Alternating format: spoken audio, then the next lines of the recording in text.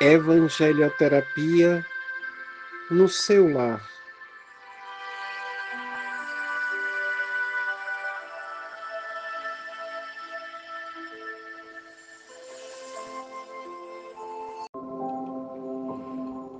Acolhei, divina luz, as preces que desse mundo de tantas provas são elevadas a vós.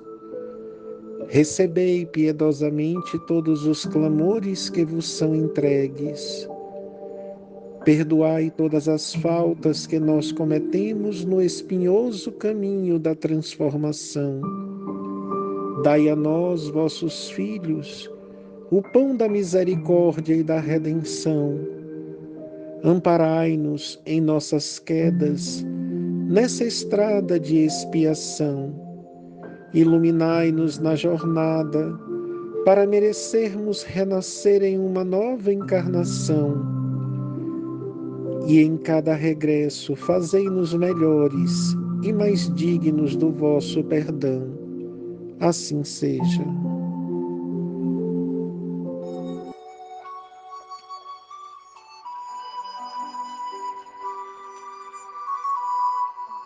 Do livro Jesus no Lar, de Neio Lúcio, Espírito, psicografado por Chico Xavier. O culto cristão no lar.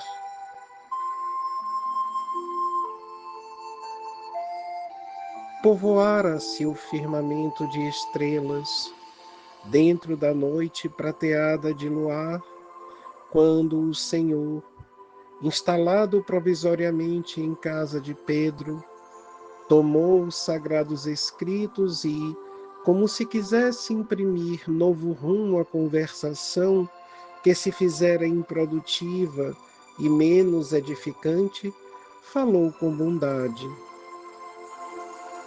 Simão, que faz o pescador quando se dirige para o mercado com os frutos de cada dia? O apóstolo pensou alguns momentos e respondeu hesitante: Mestre, naturalmente escolhemos os peixes melhores. Ninguém compra os resíduos da pesca. Jesus sorriu e perguntou de novo: E o oleiro? Que faz para atender à tarefa que se propõe? Certamente, Senhor, redarguiu o pescador intrigado. Modela o barro, imprimindo-lhe a forma que deseja.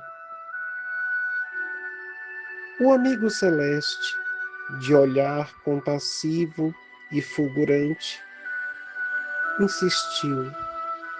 E como procede o carpinteiro para alcançar o trabalho que pretende?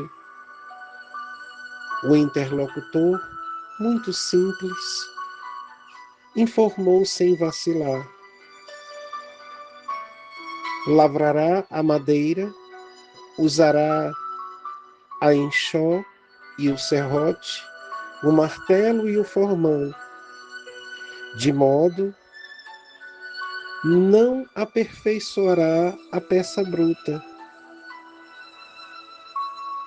Calou-se Jesus por alguns instantes e aduziu: Assim também é o lar do mundo. O berço doméstico é a primeira escola e o primeiro templo da alma. A casa do homem é a legítima exportadora de caracteres para a vida comum. Se o negociante seleciona a mercadoria, se o marceneiro não consegue fazer um barco sem afeiçoar a madeira aos seus propósitos, como esperar uma comunidade segura e tranquila sem que o lar se aperfeiçoe? A paz do mundo começa sob as telhas a que nos acolhemos. Se não aprendemos a viver em paz, entre quatro paredes, como aguardar a harmonia das nações? Se não nos habituamos a amar o irmão mais próximo, associado à nossa luta de cada dia, como respeitar o eterno Pai que nos parece distante? Jesus relanceou o olhar pela sala modesta, fez pequeno intervalo e continuou: Pedro, acendamos aqui, em torno de quanto nos procuram a assistência fraterna, uma claridade nova. A mesa de tua casa é o lar de conversação e no pensamento.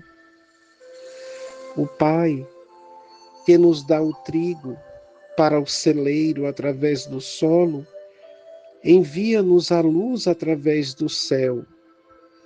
Se a claridade é a expansão dos raios que constituem a fartura, começa no grão. Em razão disso, o Evangelho não foi iniciado sobre a multidão, mas sim no singelo domicílio dos pastores e dos animais.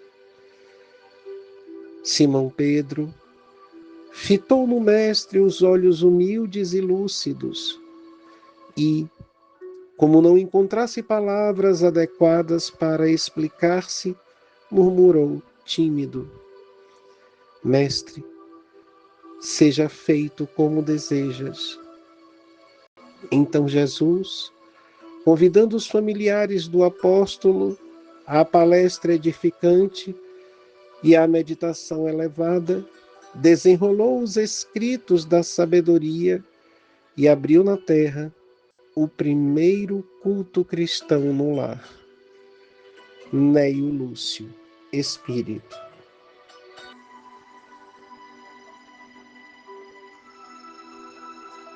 Evangelho segundo o Espiritismo, capítulo 10. Bem-aventurados os que são misericordiosos. Perdoai, para que Deus vos perdoe.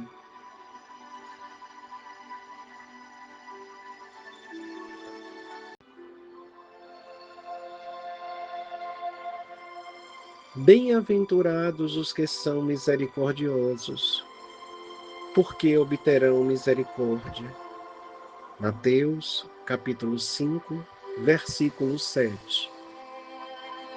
Se perdoardes aos homens as faltas que cometerem contra vós, também vosso Pai Celestial vos perdoará os pecados.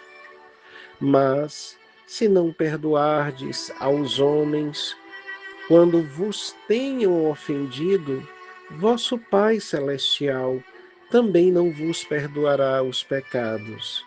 Mateus, capítulo 6, versículos 14 e 15.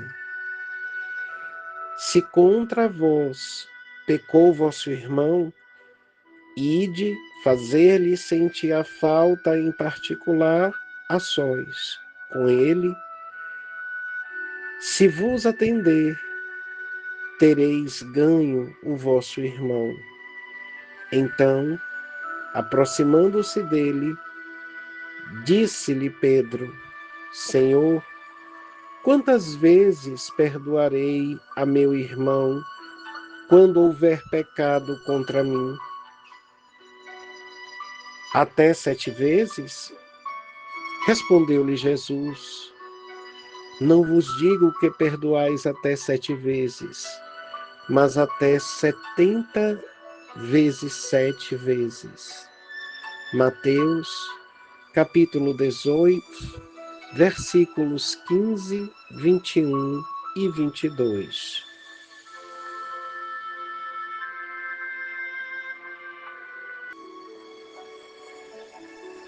Mensagem de Meimei. perdoa. O desafio maior para alcançar o perdão é a coragem de voltar o olhar e o jugo para si mesmo, percebendo assim as fraquezas, as imperfeições, os desvios morais que ainda campeiam na condição humana de cada espírito. Torna-se mais fácil e, consequentemente, menos custoso a identificação dos erros alheios e a impiedade, quando estes afetam os princípios e valores tão caros a ti, pois certamente crês na tua inocilante retidão de conduta, que se deve servir como parâmetro àqueles que vacilam em seus passos de amadurecimento consciencial. Porém, em justa oportunidade que te é dada por Deus, podes ver a tua própria imagem no espelho da vida, e apenas a ti caberá, com verdade, dizer quem tu és diante do Senhor. E ao te deparar com teus próprios tropeços, buscará no Pai o perdão que retira o fardo da tua culpa. Perdoa então os infratores que dilaceraram o bem que foi feito por ti. Como esperas que o Senhor se compadeça por tuas faltas? Compadece-te também daqueles que erram. Dá-lhes o teu perdão como oportunidade para um despertar mais humano e consciente. Apenas a Deus cabe o ensinamento e a justiça para cada ser. Perdoa.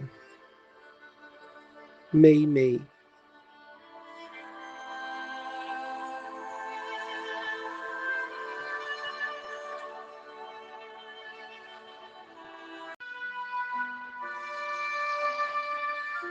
Hora de pensar.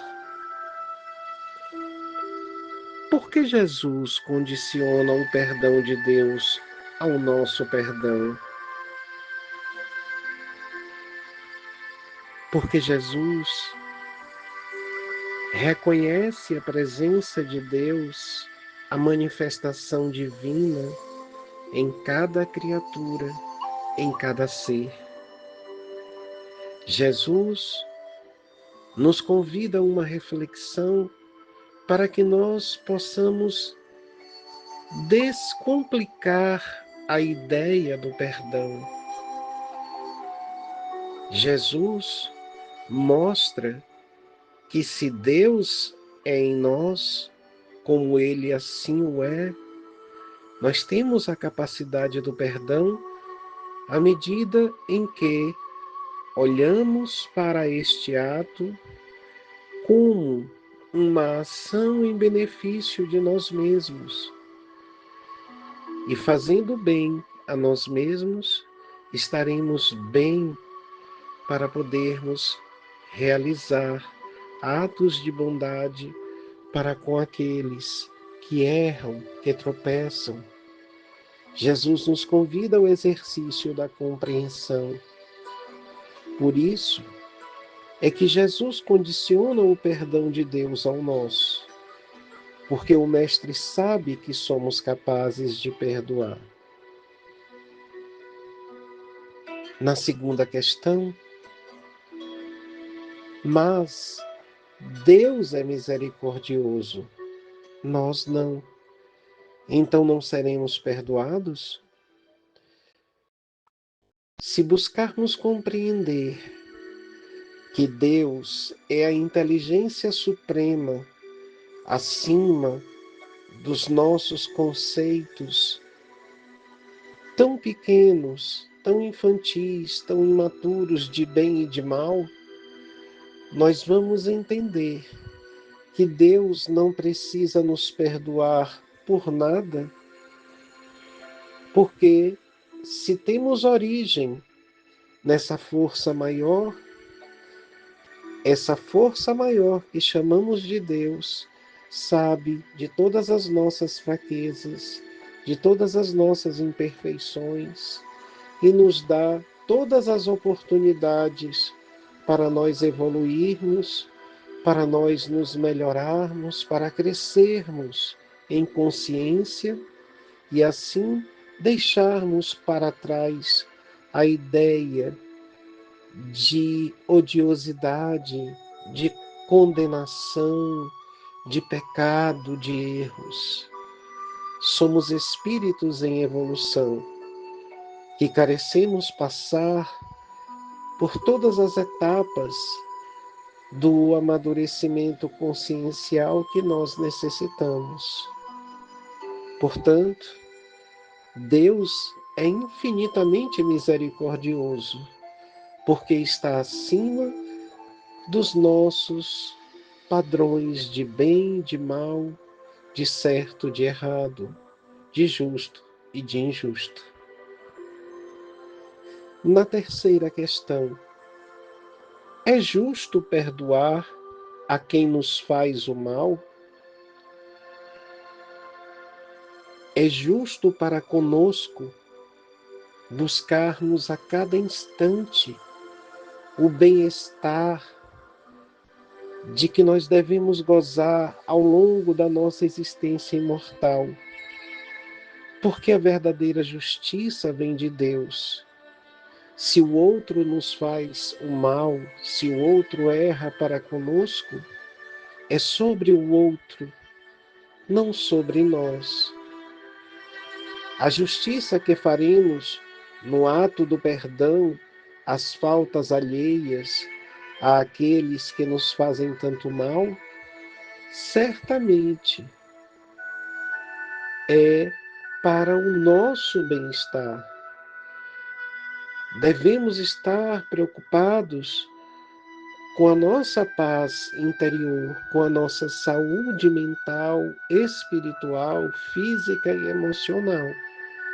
Por isso que o perdão é justo, o perdão é correto, o perdão é necessário, independente do mérito ou demérito daquele ou daqueles que nos fazem o mal. Na quarta questão, como fazer para conseguir perdoar a quem nos faz tanto mal? Olhar para nós mesmos, buscarmos o nosso encontro com o eu superior, com Deus, em nós mesmos, não submetendo a nossa paz, os nossos valores, os nossos princípios, aos direcionamentos comportamentais, atitudinais do outro. Nós colhemos aquilo que plantamos, o outro também. Se vamos entrar na seara do outro para colher o plantio que o outro fez, estaremos em semelhante condição, estaremos em igualdade de deveres. Portanto, como fazer para perdoarmos a quem nos faz tanto mal? Vamos nos perdoar e caminhar como somos, não como os outros idealizam que nós sejamos. Na quinta questão, e se vacilarmos neste decurso, sem conseguirmos perdoar completamente? Se nós vacilarmos, vamos nos perdoar intimamente, reavaliando os passos errados, reavaliando as escolhas que fizemos e buscando todos os dias nos encontrarmos com Deus, que se revela para nós nas formas mais singelas e simples, sobretudo na humildade de reconhecermos as nossas fraquezas e pedir a Deus que nos acolha e nos ampare nos momentos de maior aflição, nas demandas que exigirão de nós uma fé inabalável e nas aflições que nos tomam, que retiram a nossa harmonia, mas que, se seguros nas mãos do Senhor, venceremos tudo. E aí vamos entender que a vitória nossa será dada em cada recomeço, em cada nova oportunidade para exercermos o perdão.